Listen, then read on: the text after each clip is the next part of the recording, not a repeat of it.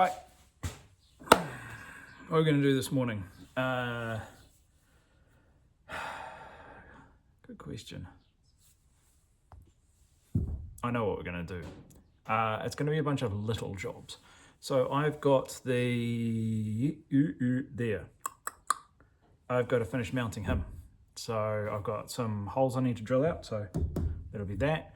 There's also the next part of after that is going to be the mounting the switch panel and the trim. We're going to figure out a solution for that. I don't know what it's going to be.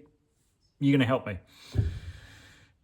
And I think there's a third one there, but I'm not sure. I can't remember. Anyway, let's get 2 jobs done. We need to get those. That's the plan. We need to knock out some of these jobs that sort of finish off some of these projects at the moment. So let's just start on just making some bigger holes. That's a nice easy one. There we go, all mounted up. All M8 hardware. That's all it is. That'll do the trick. Job one, jobbed.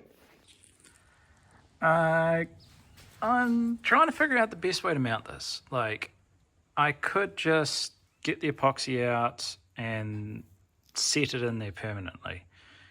The other option is using these holes here. Now, this is what normally sits in there. It's the clips, and they're just a screw holding in there. Now, we've also got these holes here too, and they are actually, yeah, like, I've got a chamfer or whatever, like a recess on them. So I could put some like M4, M5 short bolts coming off there. So I've got 2 studs and a hole there to help hold it in. And I can try and bend up like a burp, burp, burp. Yeah, burp, burp, burp kind of mount on both sides to hold it in. That's probably the way I'm going to probably go with this. As long as I can find something in my metal scrap bin down there that will do the trick. And then at least it's removable, and if I change my mind in the future, it's a lot easier. And like I really haven't modified this center trim piece anyway, but I feel that's the best way to go. I'm not exactly pushed for time. Like, I've got other stuff I could be doing, but I would like to get this mounted. So I feel that that's the best way. I'm just not going to make it pretty. Let's make it functional. Let's get it to hold it in there. The main thing for me is going to be getting, because there is actually a little bit of play with this, and I want it kind of up and to the right in the panel. Let me flip this over. I want it up and to the right to give there's enough clearance on the bottom for the switches to operate, because it's pretty close. So it'll need some pretty precise hole drilling and bending. Reasonably precise anyway. Moderately precise. Okay, nowhere near precise, just more just like close enough. Anyway, let's get it done.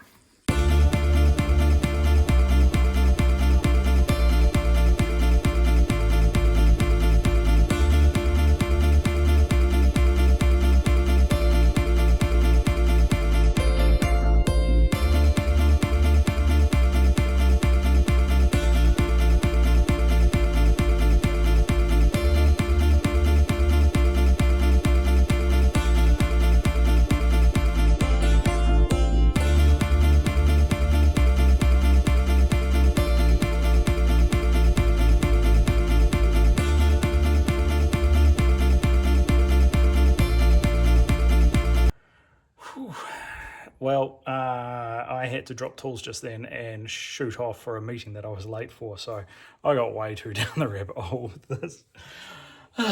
Anyway, let's have a look at this. So this is where we're at.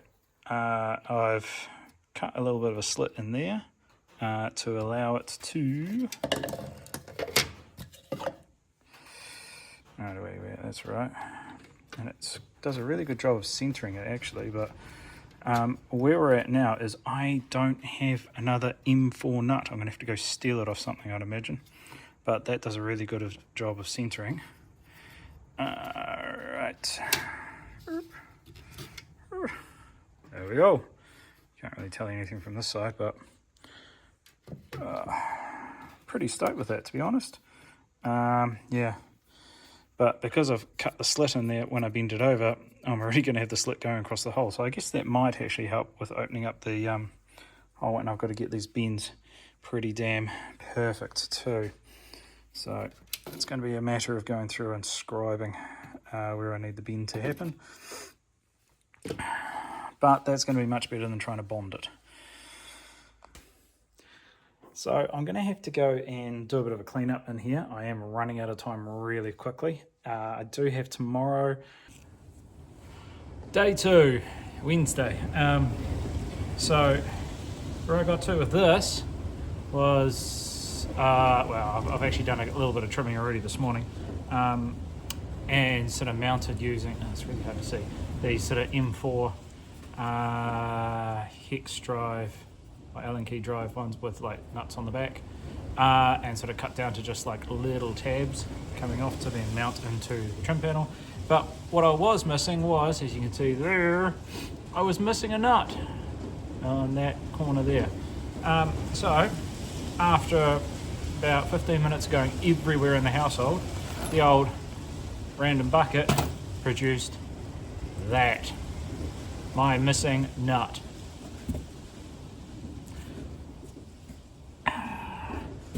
So I can mount this all up and then start playing with clearances on mounting that, and hopefully I can clearance it enough that I can then sandwich that on top. Well, that's the plan anyway. I've got the dash out over there to do a bit of test fitting. There's a lot of work just to get one thing in. I ran out of time yesterday, so I'm hoping to bash this out pretty fast. I've actually got the laptop down there. You can sort of see in the corner there. There is a company-wide meeting going on, but hey, sometimes you've just got to double team it. Right, let's crack on. Right, after a lot of fiddling, cut finger, and a lot of work with this puppy, and a lot of that, and that, and that, I think we're there. What I've ended up with is the smallest amount that I could do. Because it's steel, it's going to hold the shape really well. I have tried to tidy these up as best as possible. I had to cut a slit in this one to get it through the webbing. I have trimmed down a little bit on the top of the that. This molding here, there was some little tabs and everything there, but they've sandwiched in pretty well. And flip it over. Everything is in there solid. There's no moving or anything like that, and all the switches work well. Now,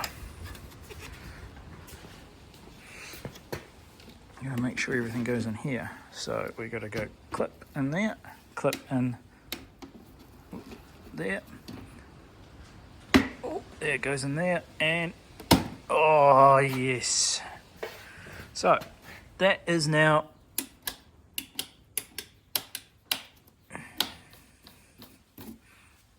stoked. Very happy with that. Everything fits. Let's flip her over. No, I'm not going to grab it by that. Actually, is that? Ah, that wasn't seated. All right, that side is though. Right, we've got full access to the back here. We can run the powers, and I think that's just for illumination mainly, and I have to figure out how these things are switched, whether they're switched power or switched ground, but I'll go through that. So these are the little things that are poking through, and yeah, I think that's worked out really well. That has taken me way longer than I thought. And it was like, I was actually sort of fiddling with that during a Teams call with my wider team, and they're like, what are you doing? And I'm like, it's a beautiful day, I've got a couple of meetings, I can listen and I can do this at the same time, it's okay. Okay, we have a relatively clean bench, but let's get the last few bits of pieces away. Now, I've already jumped into the next job and found that I can't do it. I screwed up. I kind of thought top hats were kind of quite generic because these are the BC Golds. These are the rares. And as you can see, they're very long. They're actually probably at their max height. I'm going to have to drop that down anyway. But the shell has the top hats, the rear top hats, are raised about 2 inches. So the long strut, not too big of an issue. The bigger issue is that end.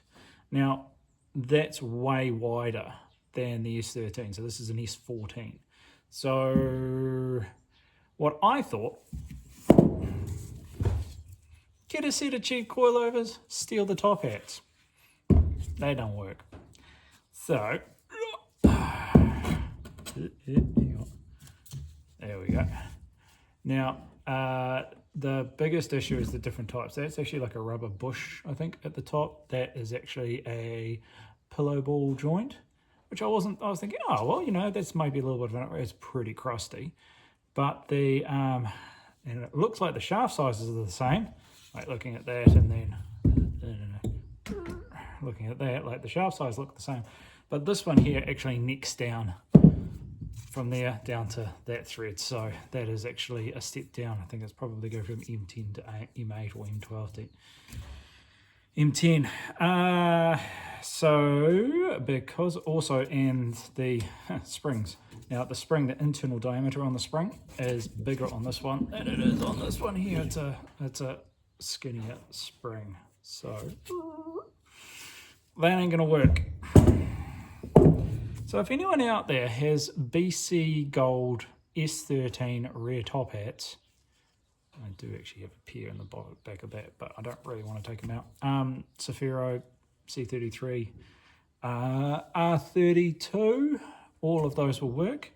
I just want the top hats. I just want to swap these over from S14 to the S13 chassis variants.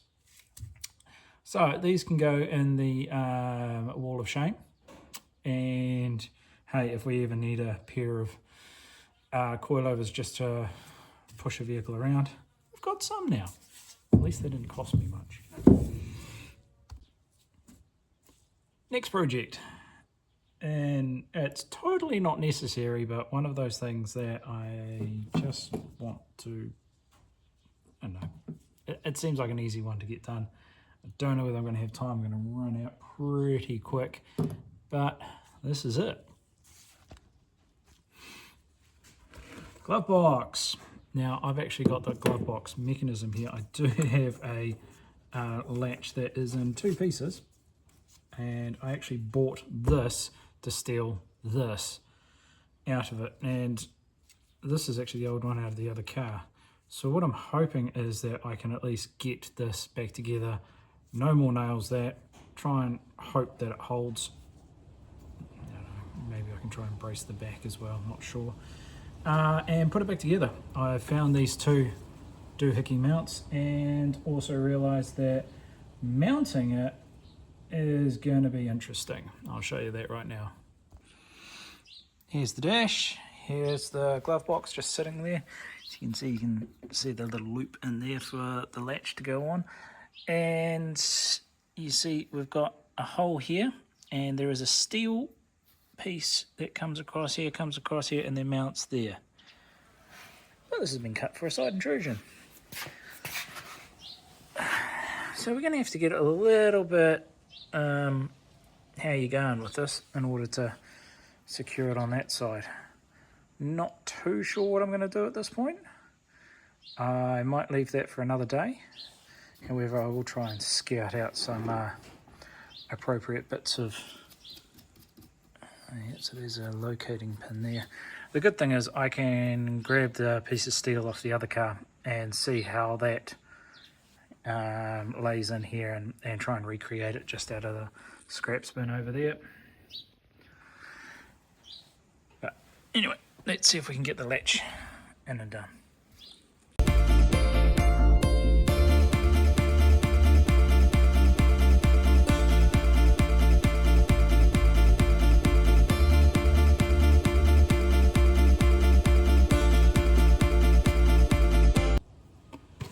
Okay, so this is actually, you can't really see it, but it's actually screw thread. Where there, and it is not a usual one. However, I have managed to find all the screws I shall need, and some. I literally just took the time to go over there and pull one of the screws out of the gold box in the cart, in the other cart, and matched it up. And sure enough, I didn't have to go digging through all my screw container thingy. I just had to go have a look.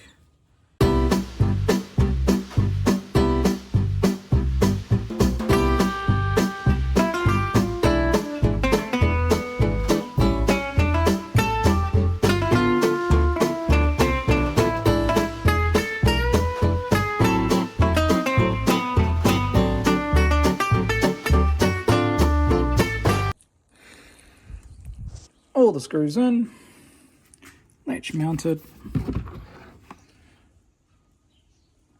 looking way more complete, and I have glued this, so we'll see how that goes. Now I did have a thought that it's supposed to push against this spring here, but if I bend that spring back a bit and just take a bit of pressure off it, then we might have a chance of it, because all it has to do is operate that lever there to release the latch. Let's just see if it's actually going to latch right now. This is a complete dry fire. Oh noes. Poor Dash. Doesn't get treated very well by me, does it? Hang on. No, wrong way. There we go. This might be a little bit jiggery pokery, but hang on. Where is this supposed to go, isn't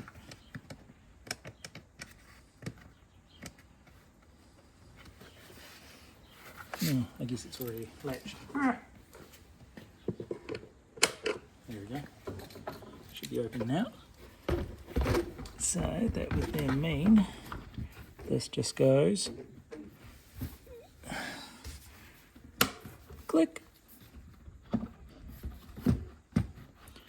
and now it's held in there. Not bad. And so that's glued up. We'll hit it a bit with a bit of the old, where is it? Oh yeah, I must have finished my trim black. Anyway, we'll hit it with some black, scrape off the excess glue coming out, and yeah, see if we can make up a mount for this bottom part. Alright, that's everything somewhat tidied up. Got screws to go back into that, and then what have I got? Tomorrow will be wiring, and I was just having a look at this. There's the camera bit. So this actually, and I don't think you'll be able to see it, but there is actually letters down the middle there, which I think corresponds to each pin. So I'm just going to have a quick test on those. Never ending. Anyway, thanks. See you later.